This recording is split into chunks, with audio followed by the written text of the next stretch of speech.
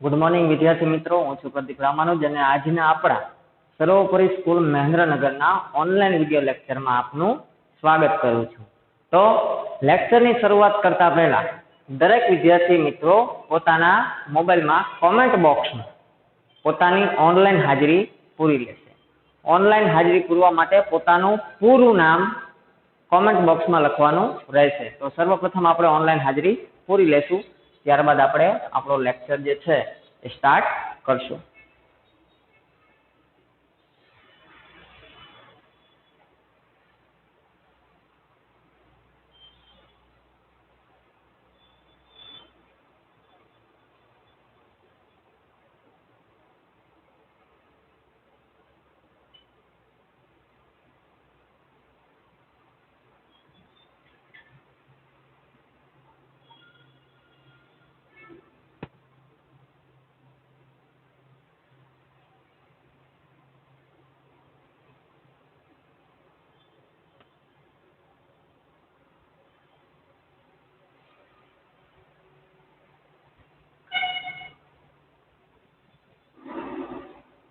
આશા રાખું છું કે દરેક વિદ્યાર્થી મિત્રોએ પોતાની ઓનલાઈન હાજરી પૂરી લીધી હશે।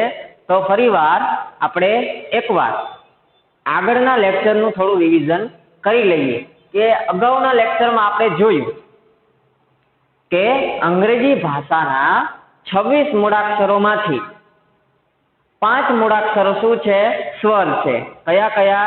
તો કે ઈ, એ, ઈ, આઈ, ઓ અને યુ। આ બધા શું છે? સ્વર છે। અને બાકી જે વધ્યા છે તે શું છે? વ્યંજન। ત્યારબાદ આપણે એ પણ જોયું કે એનો ઉપયોગ ક્યાં થાય। એ જે છે એ આર્ટિકલ ક્યાં મુકાય છે? તો કોઈ પણ જાતિવાચક નામ જે છે તેનો પહેલો અક્ષર, જે સ્પેલિંગ જે છે એ સ્પેલિંગ નો પહેલો અક્ષર વ્યંજન થી શરૂ થતો હોય। વ્યંજન એટલે કે એ, ઈ, આઈ, ઓ, યુ સિવાયના બાકી કોઈ પણ બી છે, સી છે, ડી છે, એફ છે, જી છે, એચ છે, તો એ સ્વર સિવાયના બાકી કોઈ પણ સ્પેલિંગ થી શરૂ થતો હોય તો અને એ જે આપેલ સ્પેલિંગ જે છે એ શેમાં હોવો જોઈએ? એક વચનમાં। તો આપણે તેની આગળ આર્ટિકલ એ લખી શકીએ। એનો શું હતો? નિયમ હતો, જેમાં આપણે ઉદાહરણ પણ લીધા હતા કે આઈ એમ અ ટીચર, હું ટીચર છું। બીજા આપણે એક બે ઉદાહરણ અત્યારે કહી કે ધીસ ઇઝ અ ટ્રી, આ વૃક્ષ છે। ધેટ ઇઝ અ બેન્ચ, તે બેન્ચ છે। તો આ બધા ઘણા બધા ઉદાહરણ મેં જે છે તમને લેસનમાં હોમવર્કમાં આપ્યા હતા, તો તમે ટ્રાય કરી હશે ને લખવાની। પછી એ અને એન જે છે એના પણ મેં તમને ઉદાહરણ લખાવ્યા હતા, છતાં પણ આપણે એકવાર રિપીટ કરીએ, થોડા ઘણા આપણી રીતે બનાવી અને પણ પહેલા એનો નિયમ જાણી લે કે એન ક્યાં વપરાય છે। તો કોઈ પણ જે સ્પેલિંગ જે આપેલો છે એ સ્પેલિંગ નો ઉચ્ચાર સ્વરથી શરૂ થતો હોય, એ, ઈ, આઈ, ઓ અને યુ, એનાથી ઉચ્ચાર જે છે એ શરૂ થતો હોય તો એના માટે આગળ એન મુકાય છે। અને આપેલ શબ્દ શેમાં હોવો જોઈએ? એક વચનમાં, બહુવચનમાં હોવો જોઈએ નહીં। તો એની આગળ શું મુકાય છે? એ અને એન મુકાય છે। એના પણ ઉદાહરણ આપણે જોયા હતા કે this is an x, x એટલે કુવાડી, અ થી શરૂ થતો હતો, એ થી ઉચ્ચાર પણ એક્સ, એ થી શરૂ થતો હતો। એનું ઉદાહરણ પછી આપણે એક ઈ નું ઉદાહરણ લીધું, એગ। આપણે વાક્ય કોઈ પણ બનાવી શકીએ કે ધેટ ઇઝ અન એગ, તે ઈંડું છે। આઈ, તો આપણે એનું સોહમ લીધું હતું, એમાં મનુ નહીં, સોહમ એટ અન આઈસ્ક્રીમ, કે એને ખાધો આઈસ્ક્રીમ। એમાં આપણું નામ પણ લખી શકીએ જેમ કે મારું નામ છે, તમને બધાને ખ્યાલ હશે, તો હું લખી શકું કે પ્રદીપ એટ અન આઈસ્ક્રીમ. તો વાક્ય આપણે ચેન્જ કરી શકીએ. આઈસ્ક્રીમ પછી એ ઈ આઈ પછી ઓ નો વારો આવે છે, ઓરેન્જ. ઓરેન્જ નું કાલે ઉદાહરણ લીધું, મારે અત્યારે ઓલ નું લેવું છે, ઘુવડ. That is an owl. તે ઘુવડ છે. સમજાણું? તો આવી રીતે આપણી રીતે પણ ઉદાહરણ લખી મેં તમને હોમવર્કમાં આપ્યા હતા, તમે ટ્રાય કરી હશે ઘરે ઘણી બધી અને લખ્યા પણ હશે. તો આગળ આપણે જોઈએ કે હવે અમુક શબ્દો એવા છે જેમ આપણે ઓલા જે ભૂતકાળના નિયમો આગળ ભણી ગયા,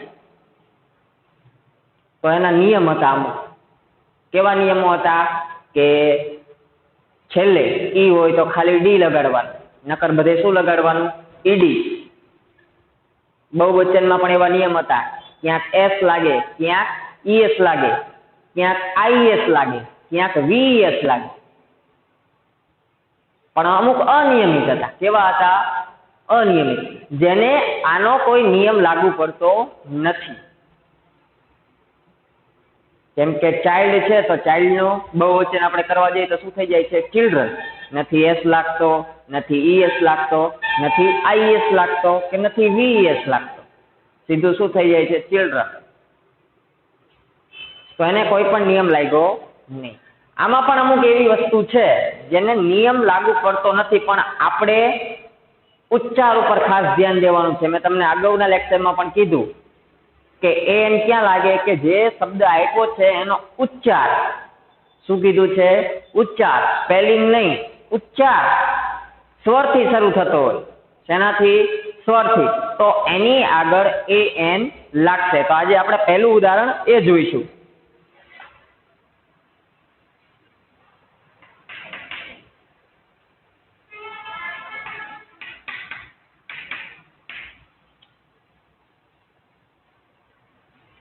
એન જ વિશે આપણે ભણવાનું છે આજે પણ.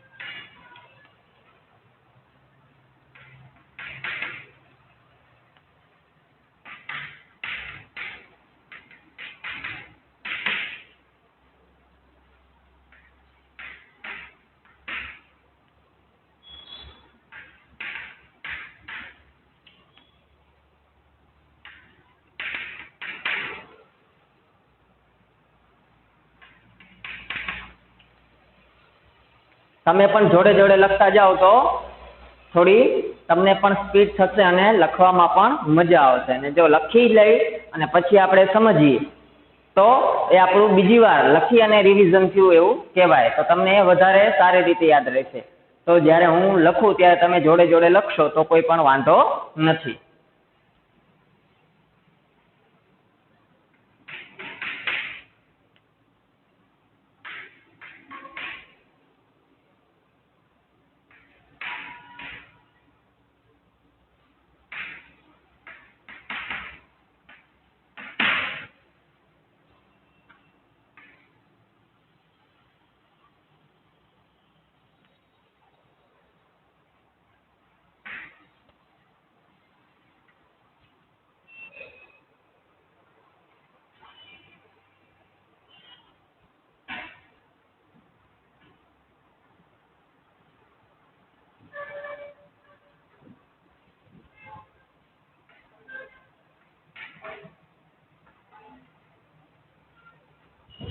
હવે આ નિયમને આપણે સરખી રીતે સમજીએ, ત્યારબાદ હું તમને એક્ઝામ્પલ આપું તો તમને તરત જ સમજાઈ જશે કે કઈ રીતના આ નિયમ કામ કરે છે.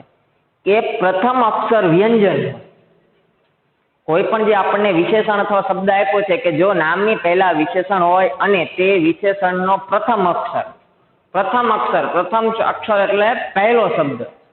આપણે એ અને એન માં શું કરતા કે પહેલો શબ્દ જોઈને જ આગળ એ આવે છે કે એન આવે છે એ નક્કી કરી લેતા, પણ બધી જગ્યાએ એવી રીતના નક્કી થઈ શકતું નથી. તો અહીંયા આપણને શું કીધું છે કે પ્રથમ અક્ષર વ્યંજન હોય. શું હોય? વ્યંજન. એટલે કે એ ઈ આઈ ઓ યુ સિવાયનો તેનો ઉચ્ચાર સ્વરથી શરૂ થતો હોય. મેં તમને એ એન નું સમજાવ્યું ત્યારે પહેલા જ કીધું હતું કે સ્પેલિંગને ધ્યાનમાં નથી રાખવાનું, શેને ધ્યાનમાં રાખવાનો છે? ઉચ્ચારને, કે એનો ઉચ્ચાર સ્વરથી થતો હોવો જોઈએ. તો ઉચ્ચાર જે છે સ્વરથી થતો, ભલે સ્પેલિંગ વ્યંજન છે, સ્પેલિંગ માની લો કે એચ થી ચાલુ થાય છે, એસ થી ચાલુ થાય છે, ઓ થી ચાલુ થાય છે, કે બી થી કે ડી થી ચાલુ થાય છે, પણ જો એનો ઉચ્ચાર જે છે એ ક્યાંથી ચાલુ થતો હોય? સ્વરથી. એટલે કે અ, ઈ, આઈ, ઓ, યુ એવી રીતના સ્વરથી જો એ ઉચ્ચાર શરૂ થતો હોય, આપણે બોલતા મેં જે તમને પહેલા લેક્ચરમાં કીધું કે O N E one, spelling શું છે? ઓ છે. શરૂઆત ક્યાંથી થાય છે બોલવાની? વ થી. વ ન. તો બેમાં ચેન્જ થઈ ગયું ને. તો આમાં પણ એવું જ સમજાવવામાં આવ્યું છે કે ભલે વ્યંજન હોય પણ ઉચ્ચાર જે છે આપણો જ્યાંથી શરૂ થતો હોવો જોઈએ? સ્વરથી. તો આપણે એની આગળ એ અને એન લખી શકીએ. એના બે ઉદાહરણ અહીંયા આપ્યા છે.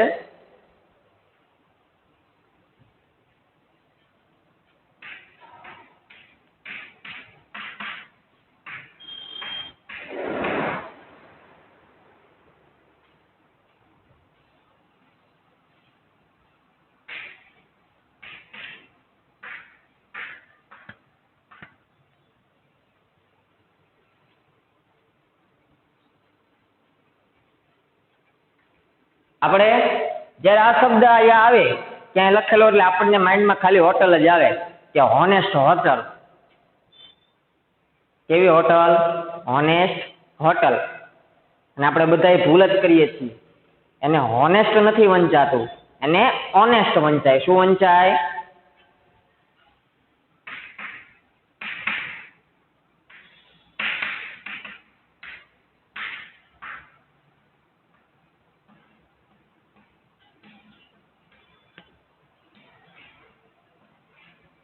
અને શું વંચાય છે? ઓનેસ્ટ. ધોરણ 8 માં ગ્રામરમાં પહેલા ચેપ્ટરમાં આપણે ઓપોઝિટ વર્ડ આવતા હતા. એ ઓપોઝિટ વર્ડ્સમાં આ હોનેસ્ટ હતું. વિરુદ્ધાર્થી શબ્દ કે ઓનેસ્ટ તો ડિસઓનેસ્ટ, પ્રામાણિક અને અપ્રામાણિક. તો ઓનેસ્ટ નો મતલબ શું થાય છે?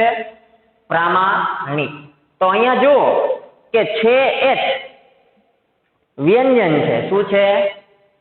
પણ એનો ઉચ્ચાર ઓ સ્વરથી શરૂ થાય. તો આપણે તેની આગળ નિયમ પ્રમાણે શું લખીએ છીએ? એ અને એન. અને એસટી વિશે તો બધાને ખબર જ છે કે એસટી બસ, બધા લોકોએ આઈ થિંક એમાં સવારી કરી જ હશે એસટી બસમાં. તો છે શું? એસ. એસ એટલે વ્યંજન. એ ઉચ્ચાર શું થયો? સ્વર થયો. તો આપણે એની આગળ પણ નિયમ પ્રમાણે શું લગાડી શકીએ છીએ? એ અને એન. સમજાઈ ગયું? તો જોડે જોડે આવા શબ્દો જે છે એ તમારે હોમવર્કમાં 10 ગોતવાના છે. કાંઈ પણ કરી, જેટલા મળે એટલા. 5 મળે તો 5, 6 મળે તો 6, 7 મળે તો 7. આવા શબ્દો જે છે એ શું કરવાના છે? તમારે હોમવર્કમાં ગોતી અને લખવાના છે. હવે એ નથી લાગતો, સ્વર છે તોય એનું આપણે ઉદાહરણ જોશો.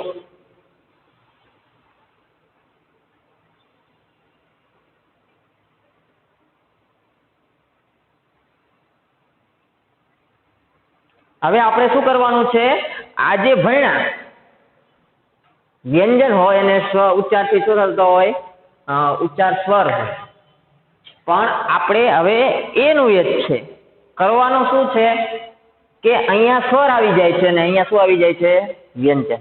કે શરૂઆત પ્રથમ અક્ષર શું છે, સ્વર છે, વ્યંજનની જગ્યાએ શું છે, સ્વર, પણ એનો ઉચ્ચાર જે છે એ વ્યંજનથી શરૂ થાય છે. જેને બાકી છે લખવાનું એ લખી નાખો, હું તમને 1 મિનિટનો સમય આપું છું, એટલે આપણે આગળનું લખી અને સમજી એટલે આપણને આસાની રહે.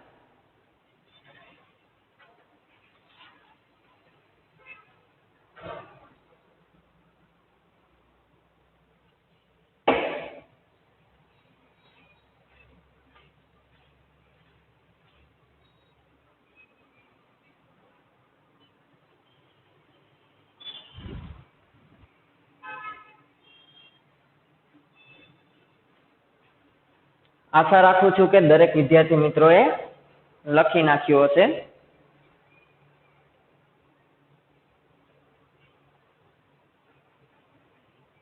તો આપણે આગળ જોઈએ.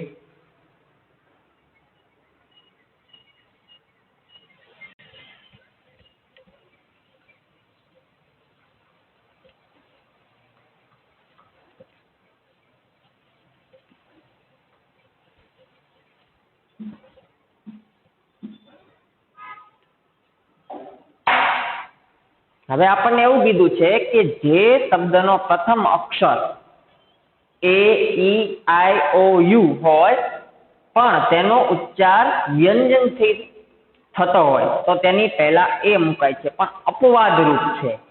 અપવાદ રૂપ એટલે અમુક જગ્યાએ જેવું થાય છે, દરેક જગ્યાએ થતું નથી. જેમ જેમ તમને આ બધું ભણવામાં આવશે એમ એમ તમને ખ્યાલ આવતો જશે. તો અપવાદ રૂપ છે આ. અપવાદ રૂપ એટલે અમુક અમુક જગ્યાએ જેવું થાય છે કે જે શબ્દનો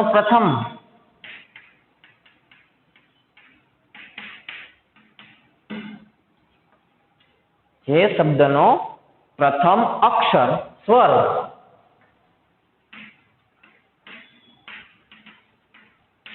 એટલે તમને ખ્યાલ જ છે કયા કયા, મારી જોડે જોડે બોલતું જાશો અને હું લખતો જઈશ કે એ ઈ આઈ ઓ અને યુ હોય પણ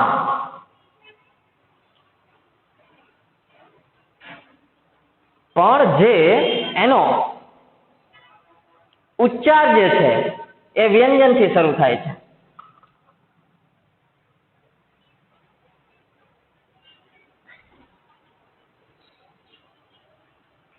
પણ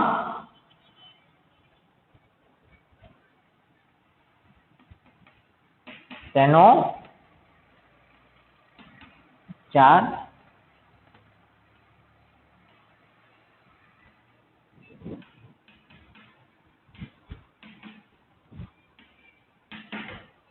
વ્યંજનથી શરૂ થાય છે.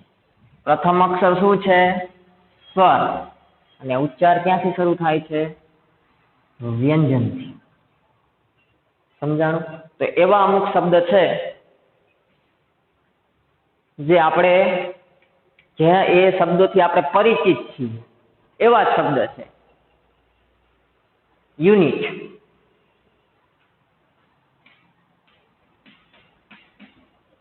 આપણે સ્કૂલે આવી ત્યારે પહેરીએ છીએ યુનિફોર્મ.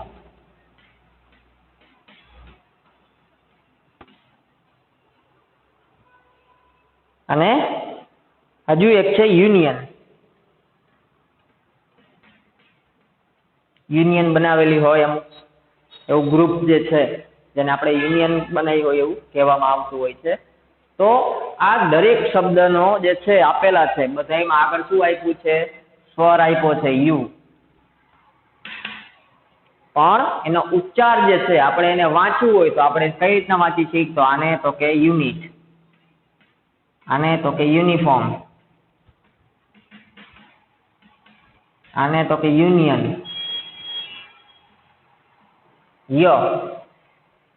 ઉચ્ચાર ક્યાંથી શરૂ થાય છે? ય થી. તો ય જે છે એ સ્વર નથી, એટલા માટે એની આગળ શું મૂકવામાં આવે છે? એ મૂકવામાં આવે છે. એ એન મૂકવામાં આવતું નથી. આ નિયમ પણ એક ખાસ વાંચી અને લખી લેજો. તમારી નોંધબુકમાં નિયમ ખાસ લખી લો.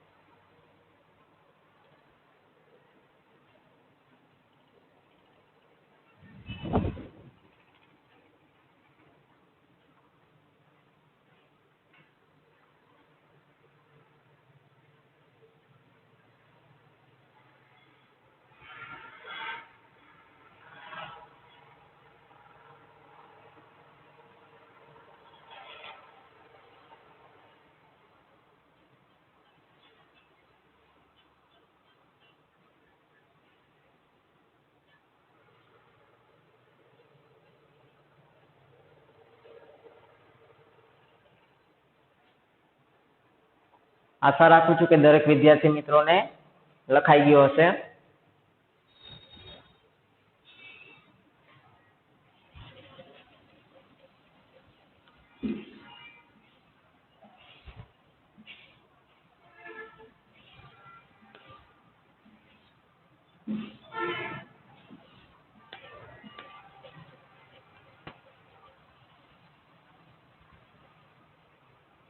હવે આપણે વાત કરવાની છે આર્ટિકલ ધ ની. ત્રીજો આર્ટિકલ છે.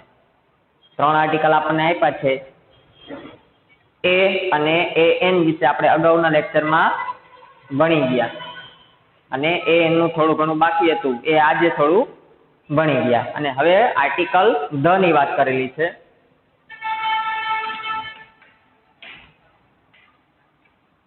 Article the. આર્ટિકલ ધ નો ક્યાં ઉપયોગ થાય છે, કઈ રીતના ઉપયોગ થાય છે, આજે આપણે ભણશું. એનો નિયમ શું છે એ પહેલા આપણે લખી અને સમજી આપણે પણ સાથે સાથે લખશું.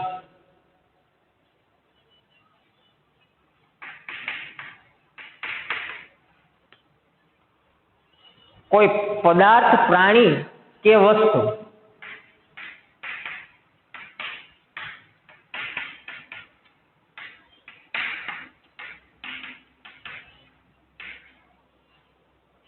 વિશે પહેલી વાર વાત કરીએ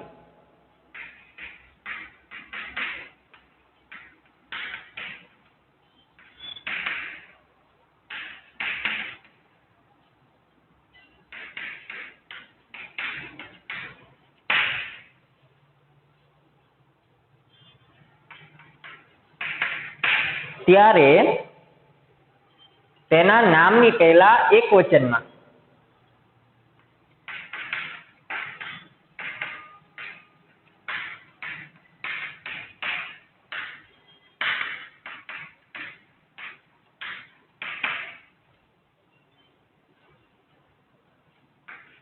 એ કે એન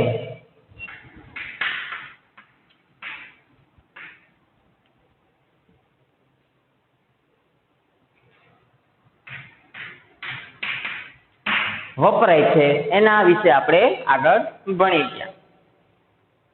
પણ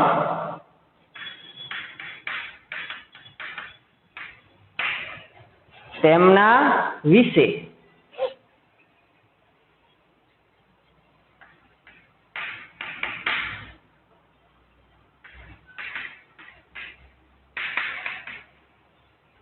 ફરી આગળ વાત કરીએ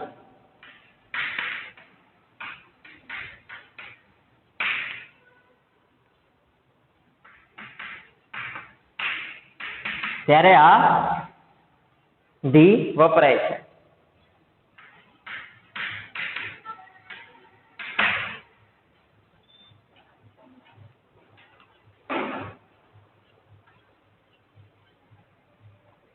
હવે આગળ જોઈએ કે આર્ટિકલ ધી નો ઉપયોગ ક્યાં થાય છે.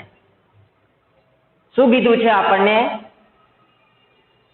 કોઈ પદાર્થ હોય કોઈ પ્રાણીનું નામ આપ્યું હોય અથવા કોઈ વસ્તુનું નામ આપ્યું હોય, એના વિશે આપણે પહેલી વાત કરીએ છીએ.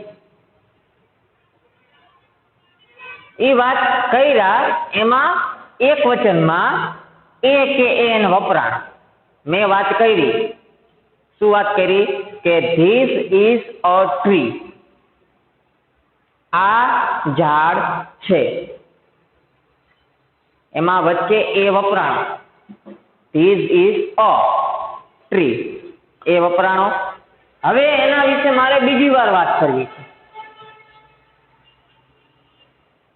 ત્યારે આગળ શું લગાડવામાં આવે છે?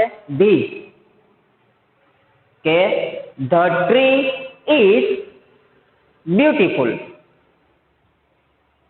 આ વૃક્ષ ખૂબ જ સુંદર છે.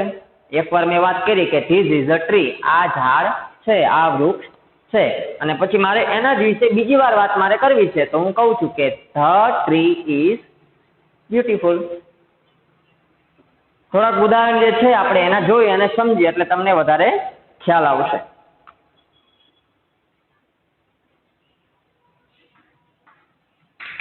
એક્ઝામ્પલ પહેલું, ધીસ ઇઝ અ બુક. આ બુકની વાત એકવાર આપણે અહીંયા કરી કે આ બુક છે. એક વચનમાં બુક હતી એટલે એ લાગ્યો, નથી સ્વર, નકર એન લાગે પણ વ્યંજન છે એટલે એ લાગ્યો. હવે આ બુકની મારે ફરીવાર વાત કરવી છે કે આ બુક નવી છે, આ બુક જાડી છે, આ બુક પાતળી છે, આ બુક સારી છે. તો આવી રીતે વાત કરવા માટે, આના બુક માટે મારે બીજી વાર વાત કરવી હોય તો આગળ સૌથી પહેલા શું લગાડવું પડે? The. The book is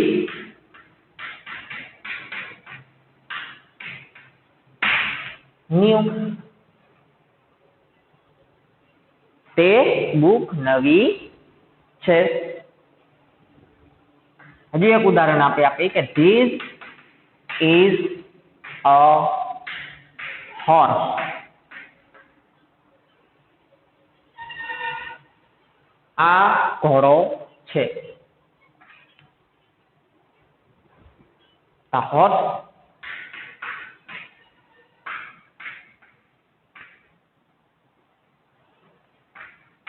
is white. કેવા કલરનો ઘોડો છે? તો કે તે સફેદ રંગનો છે. તો આ હોર્સ બીજી અહીંયા બીજી વાર વાત કરવામાં આવી તો આગળ શું લાગ્યો? ધ. હજુ એક ઉદાહરણ આપણે જોઈએ.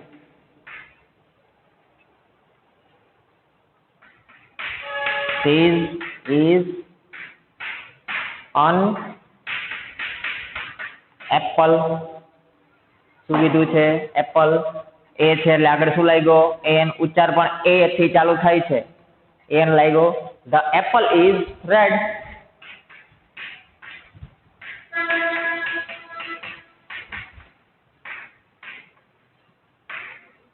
સફરજન કેવા રંગનું છે?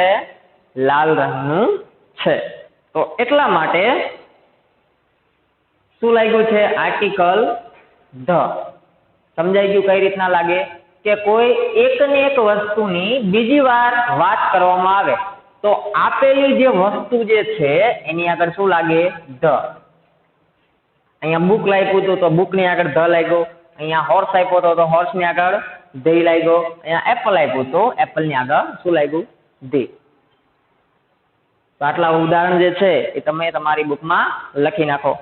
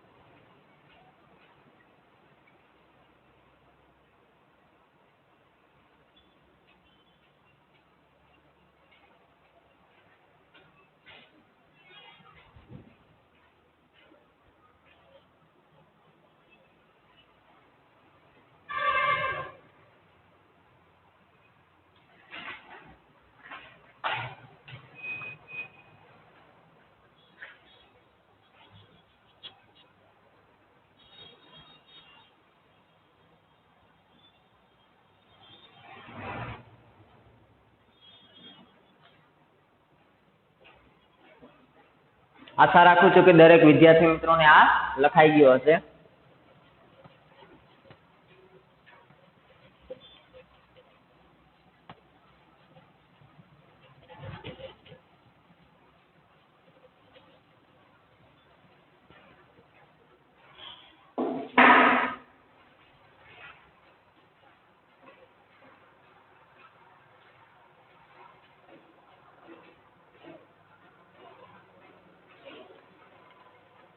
હવે આગળ બીજે ધ ક્યાં લાગે છે તો એ પણ જોઈએ કે વિશ્વની એકમાત્ર ચીજ કે એના જેવું વિશ્વમાં બીજું કોઈ નથી.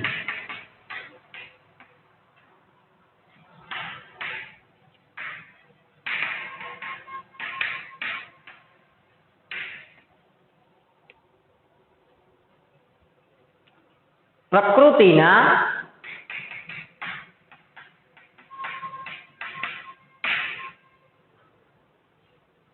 અનન્યમાંથી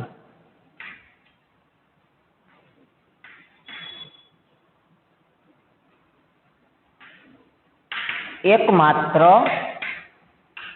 પદાર્થ.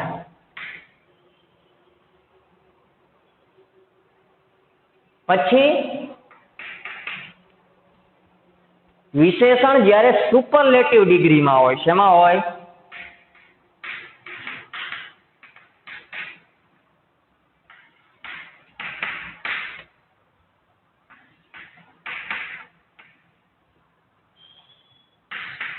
આપણે ડિગ્રી વિશે ધોરણ 8 માં ભણી ગયા.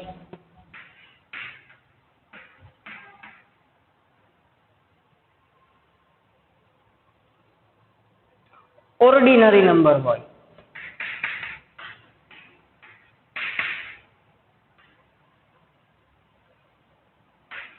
ઓર્ડિનલ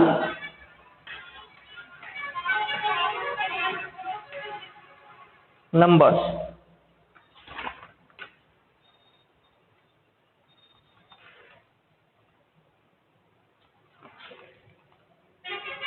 કોઈ એવી ઇમારત હોય,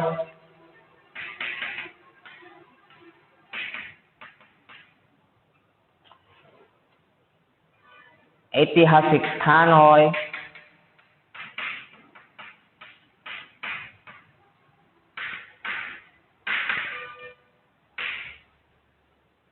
ભૌગોલિક સ્થાનો હોય,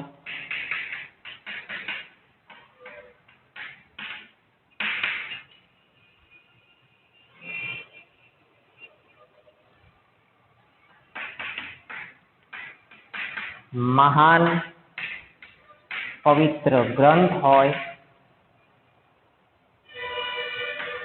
વર્તમાન પત્ર હોય,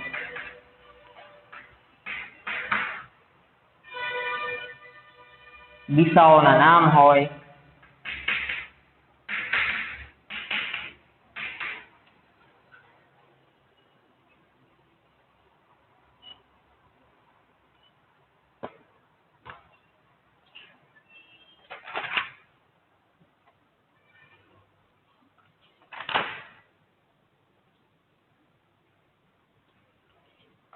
તો આ બધાની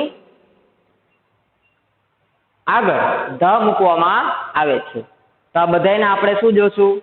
એક એક ઉદાહરણ જોશું કે આપણને કીધું છે કે વિશ્વની કોઈ એક જ માત્ર ચીજ હોય, પ્રકૃતિના અનન્યમાંથી કોઈ એક માત્ર ચીજ હોય એવી વિશ્વની. જેમ કે આપણે કહી શકીએ કે સન. તો આગળ આપણે લખવું પડે ધી સન. તમે વાક્યમાં કે પાઠમાં ગમે ત્યારે જોજો, જ્યારે સન હોય તો આગળ શું લખેલું હોય છે? ધી સન. કેમ કે એ વિશ્વની એકમાત્ર ચીજ છે, સૂર્ય જે છે તે. ત્યારબાદ આપણે જોઈએ પ્રકૃતિની એકમાત્ર ચીજ, એમાં પણ આપણે સ્કાય છે, અર્થ છે. તો અર્થ હોય ત્યારે પણ તમે જોજો, આ હું તમને એક એક જ ઉદાહરણ આપું છું, બાકીના તમારે હોમવર્કમાં શું કરવાના છે? ગોતવાના છે. પછી શું કીધું છે કે વિશેષણ જ્યારે સુપરલેટિવ ડિગ્રીમાં હોય. 3 ડિગ્રી આપણે ભણી ગયા. એક કમ્પેર કરવાની હોય છે, બે વચ્ચે એક સમાનતા દર્શાવે છે, એક અધિકતા દર્શાવે છે અને એક સુપરલેટિવ એટલે ખૂબ જ એ બે થી ઉપર કે એના જેવું કોઈ શ્રેષ્ઠતા બતાવે છે. સમજાણું? તો એના જે શ્રેષ્ઠમાં શ્રેષ્ઠ છે તો એ ડિગ્રી જે છે એ કે જ્યારે એ ડિગ્રી હોય ત્યારે આગળ પણ શું મૂકવામાં આવે છે? ધી. કેવી ડિગ્રી? સુપરલેટિવ. સમજાણું? સમાનતા હોય ત્યારે એસ જ લાગે છે બે બાજુ. પછી કોઈની કમ્પેરિઝન કરતા હોય તો ધેન લાગે છે પાછળ, બ્રાઇટર ધેન. આના કરતા શું છે? બ્રાઇટ છે. અને કમ્પેરેટિવ હોય સુપરલેટિવ ત્યારે પાછળ એસ થી મૂકવામાં આવે છે, બિગેસ્ટ, ક્લેવરેસ્ટ. તો આપણે લખશું બિગેસ્ટ. ત્યારે પણ આગળ શું મૂકવામાં આવે છે? ધ. પછી કેવો નંબર છે? Ordinary number. Ordinary number first, second, third આ બધા કેવા નંબર છે? ઓર્ડિનરી.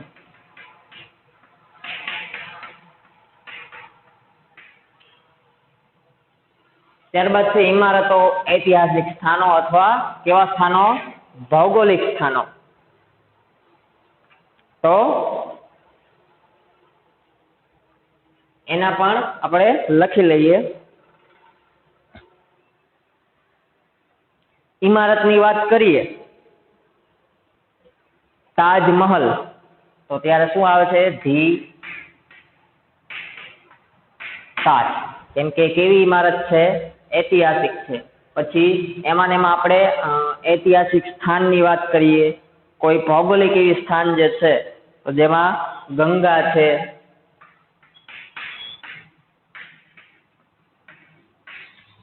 હિમાલય છે, આ બધા ઐતિહાસિક અને ભૌગોલિક સ્થાન છે. હિમાલય જે છે તે ભૌગોલિક સ્થાન છે. આગળ જોઈએ મહાન પવિત્ર ગ્રંથ. તો મહાન પવિત્ર ગ્રંથ એવા પવિત્ર ગ્રંથ હોય જે આપણા ધર્મોના, તો આપણે એની આગળ પણ શું લગાવી છીએ? ધી. રામાયણ. રામાયણ જ્યારે આપણે કોઈ પણ પાઠમાં કે ક્યાંય પણ હોય તો આગળ એની આગળ શું લખેલું હોય છે? ધી લખેલું હોય છે. પછી અમુક સમાચાર પત્રોનું નામ હોય તો આપણે તો અહીંયા મોસ્ટ ઓફલી ગુજરાતી સમાચાર જ આવતા હોય, પણ ઘણા એવા પોપ્યુલર જે ઇંગ્લિશમાં સમાચાર પત્રો જે આવતા હોય તો એની આગળ શું લખેલું હોય છે? ધી લખેલું હોય છે કે ધી ઇન્ડિયન એક્સપ્રેસ. સમાચાર પત્રમાં જોવા જઈએ તો Indian express, the times of India.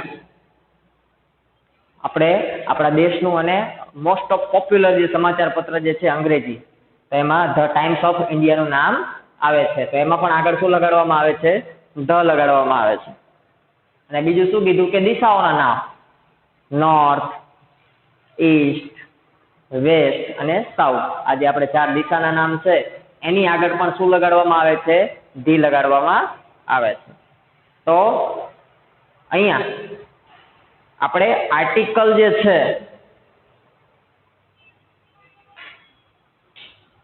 એ પૂર્ણ કરીએ છીએ. બાકીનું જે છે એ આપણે હવે આગળના લેક્ચરમાં ભણશું. તો આપણે હોમવર્કમાં આટલી વસ્તુ કરીને આવવાની થાય છે કે આના એક્ઝામ્પલ ગોતવાના છે. ધના શેના? વિશ્વની એકમાત્ર ચીજ કે સન છે તો એવી બીજી કઈ?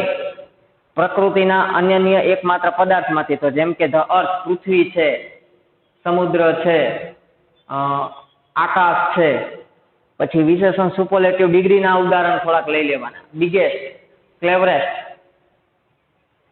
બ્રાઇટેસ્ટ.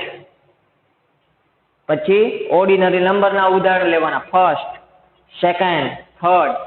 પછી ઇમારત, ઐતિહાસિક સ્થાન, ભૌગોલિક સ્થાન, તો આ બધા છે તાજ, ધ ગંગા. આના ઉપર વાક્ય બનાવવાના છે. કેવા વાક્ય? જે મેં સૌથી પહેલા બનાવ્યા હતા તેવા. કઈ રીતના? તો મેં તમને શરૂઆતમાં જ ઉદાહરણ આપ્યું કે ધીસ ઇઝ અ ટ્રી, તે વૃક્ષ છે. સમજાણું? પછી કે the tree is a beautiful, તે ઝાડ સુંદર છે. તો એવી રીતના આના પણ વાક્ય તમારે શું કરવાના છે હોમવર્કમાં. તો હોમવર્ક પણ અહીંયા લખી લેજો.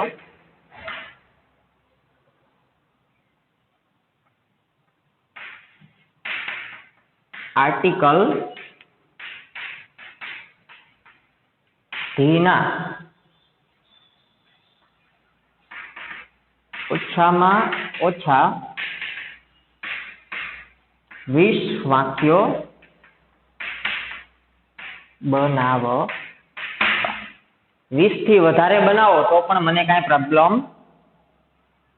નથી, પણ ઓછામાં ઓછા 20 તો બનાવવાના જ છે. સમજાઈ ગયું?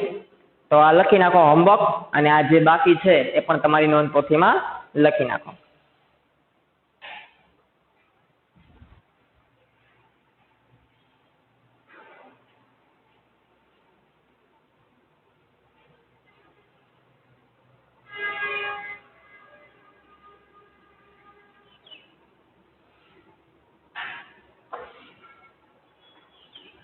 તો આજે આપણે આર્ટિકલ ધ વિશે શીખી ગયા છીએ. એકવાર એનું રિવિઝન વાંચી અને લખી નાખવાનું, અને જે પણ લખવાનું કોઈને બાકી રહી ગયું હોય તો વિડીયો પોઝ કરી અને તમારે વ્યવસ્થિત રીતે સારા અક્ષરે તમારી નોંધપોથીમાં લખી લેવાનું છે, અને હોમવર્કમાં. સમજાઈ ગયું? અને હવે આ ચેપ્ટરને આપણે આગળ વધારશું, પણ આજનો લેક્ચર આપણે અહીંયા પૂરું કરશું, અને અગાઉના લેક્ચરમાં આપણે આ ચેપ્ટર જે છે એને આગળ વધારશું.